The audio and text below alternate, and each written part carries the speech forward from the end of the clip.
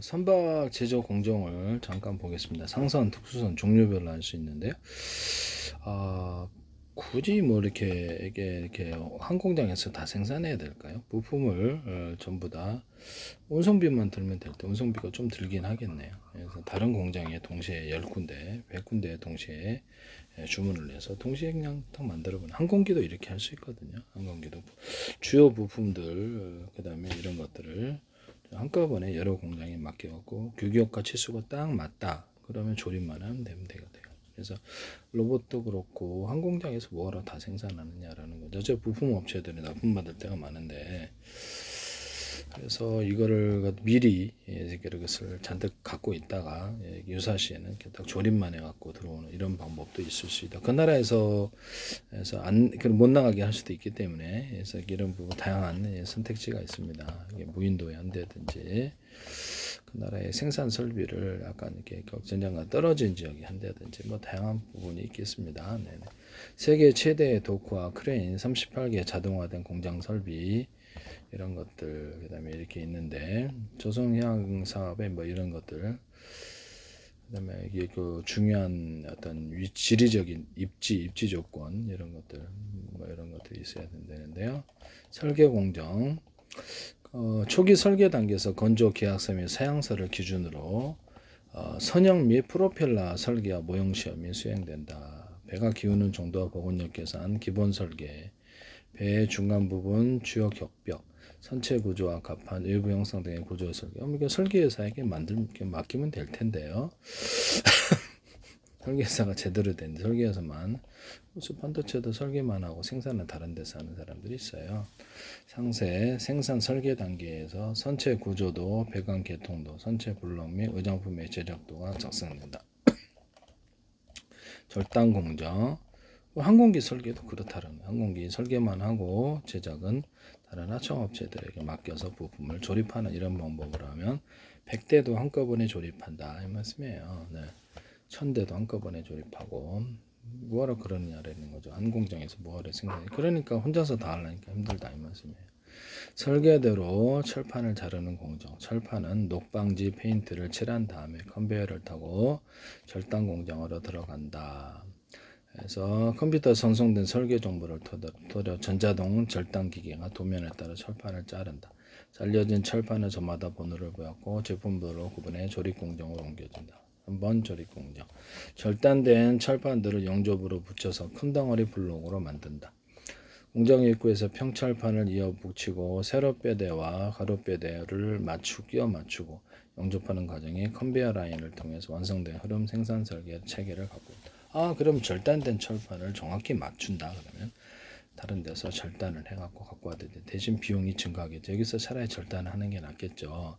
그러면 이게 지금 회사, 철판을 공급하는 회사에서 절단을 우리가 해주겠다. 그러면 순식간에 이게 여러 철판 회사에서 공급받아 가지고 대량으로 제조도 가능하거든요. 왜 혼자서 다 하려고 그러냐는 거죠. 조립 공정 조립만 하면 된다. 그래서 조립도 이렇게 세트별로 다 조립해 갖고 큰 덩어리로 운송비 좀 들겠지만 조립하는 경우도 있어요. 그래서 그다음에 대우조선해양 같은 경우 4개 대규모 공장에서 하루 20개, 30개, 300톤급 대형 블록을 만든다. 하루 20개, 30개 해서 선행 의장, 그다음에 선박의 각종 의장품을 블록 조립 단계에서 미리 설치한다. 배의 중간 선체 블록 내부에 들어가는 대형 파이프나 전선 설치대, 기계 받침대, 각종 의장품들이 패널 공장과 선수 및 공장에서 설치된다. 이렇게 복잡한 기관실의 각종 장비와 파이프, 전선 등은 선행 의장 공장에서 묶음으로 설치, 품질과 생산성을 높인다. 그래서 이런 것들을 있다. 그러면 너네 그 부품 회사 있지? 그럼 우리 회사로 와. 그래 한꺼번에 해가지고 우리 회사 공간이 널널해. 너네 작업해서 이거 다 해. 이렇게 해서 그럴 때 파견을 해준다면 공장이 평상시엔 인력이 200명이지만은 수천 명 단위로 와서 일이 많을 때 탁 조립하고 탁 가버려. 이런 시스템도 필요하다. 그러면 이제 그 학원을 통해서 수없이 그런 대기 인력들을 만들어 넣어도 좋고, 아예 그냥 부품 연관된 쪽 하청 회사들이 와서 해줘도 좋고 그렇게 해서 순식간에 조립하는 경우도 있다. 그래서 대량의 제조도 가능하다. 이럴 거리 많을 때는 그렇게 널널하게 200명 평상시에다가 이렇게 널널하게 하청업체들을 맡겼다가 우리 공장이 한꺼번에 여러 부분들 조립을 해야 된다면 관련된 인력들을 학원에서 양성을 하거나 해서 파견해서 조립을 하는 그런 사람이 숫자가 많으면 노조 파업을 할 때도 딱 대체를 할 수 있겠는데요.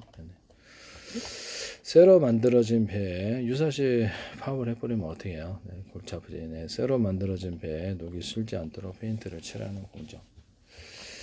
그래서 앞으로는 자동화가 다 이루어지겠죠. 새로 만들어진 배에 녹이 슬지 않도록 페인트 칠한다. 조립 공장에 제작된 블록을 트랜스포터에 싣고 도장 공장으로 옮겨서 조립 블록을 옮긴다는 거죠. 다른 데로. 그래서 전면 플라스틱으로 표면을 깎아낸다. 3에서 6겹의 페인트를 칠한다. 그럼 이거를 다 관련된 걸 납품을 받아버리면 굳이 많은 직원들을 둬야 될 필요가 없는데요.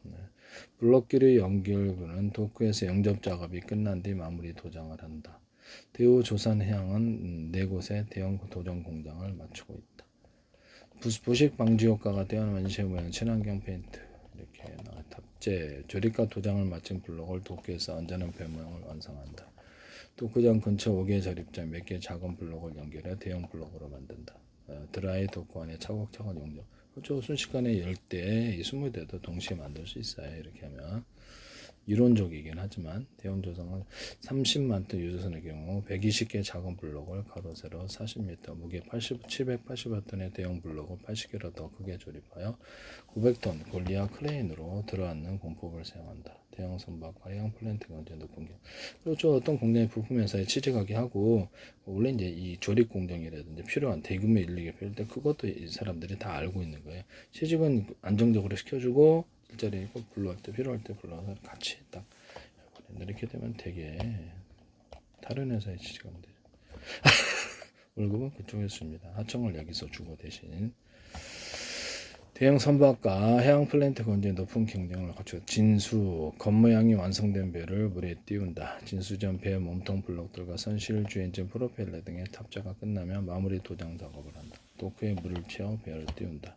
도크에 물이 완전히 차면 수문을 열고 인손으로 배를 끌어 마무리 작업을 해 안쪽으로 옮긴다. 대우조선은 철저한 공정관리로 도크에서 작업용 발판을 완전히 제거, 발전기 보일러까지 가동한다. 그래서 진수 때 이미 선박건조의 95%를 완성한다. 이렇게 나와 있네요. 암벽 의장, 배 각종 기계 장치와 배관, 전기 설비 등 모든 의장품을 설치한 확인 검사까지 마무리한다.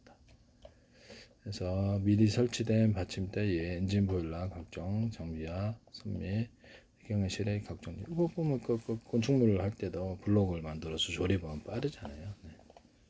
그렇죠? 네, 그래서 일일이 공기 이렇게 기다렸다가 이렇게 하려면 힘든데 미리미리 전 세계에서 만약에 한 군데 하청업체가 아니고 전 세계 하청업체에서 들어온다 그러면 순식간에 대량의 배나 대량의 항공기도 대량의 무기도 빨리 조립할 수 있어요. 그래서 그렇게 하시는 게 더 나을 것 같습니다. 한 공장에서 다 하려면 비용이 얼마입니까? 엔진 보일러 등 각종 장비와 선미 기관실의 각종 설비, 전기 설비들의 설치, 5개 조립장과 도트넷시에서 어쩌고 이게 시운전, 실장에 똑같이 배를 운영한다. 그래서 안벽에서 주엔진과 발전기 보일러 화물 하역 장비, 설치된 모든 기계 장비를 전원 연결하고 시험 가동, 넓은 바다에 나가서 항해시와 똑같은 조건으로 해상 시운전. 그래서 설계대로 기상 없이 움직이는지 과정 없이 검사, 용량, 인도 이렇게 된다. 그렇죠. 이렇게 하시는 게 나을 것 같아요. 모든 물건을 그렇죠. 그걸 하나부터까지 다 자기 하려면 엄청난 고정비가 들죠. 그래서 장소만 넓게 만들어 놓고 많은 사람이 와서 순간적으로 투입하고 그 사람들 부품업체들에게 취직을 시켜준다든지 이렇게 해가지고 다른 업체까지 이렇게 일까지도 할 수 있도록 이렇게 불러서 같이 이렇게 완성하라 이런 돈 주면 되죠. 그 회사에 따로 일당이라든지 그런 일단 대체할 수 있는 사람들이 많거나 200명의 고용을 하지만 평소 2,000명도 동원할 수 있다 그러면 한꺼번에 대량 작업을 할 수 있어요. 모든 것은 이렇게 돼야 될 것 같아요. 군에서 할 수도 있겠죠. 무기 같은 경우는 평상시 이런 뭐 무기 조립이라든지 이런 것들을 다 배워서 군에서 유사시에 투입하거나 예비군으로 이렇게 투입해서 돈 주면 되죠. 돈 주면 돼.